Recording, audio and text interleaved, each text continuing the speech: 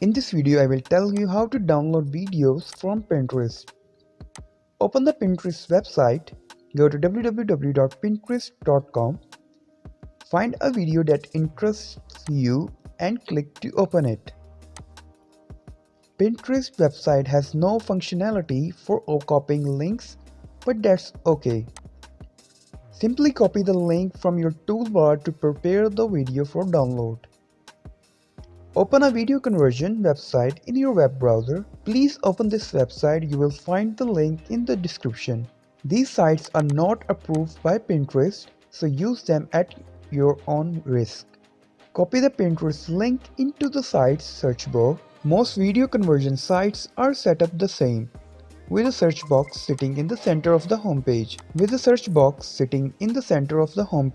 Copy your Pinterest link into the box and click download. Once you click download, the website will convert the video's link into a downloadable file, typically an MP4. Right-click to download the video and save it wherever you would like. You can only download one video at a time, so do not copy multiple links to your clipboard. There is also a problem with this video, so ask about the comments.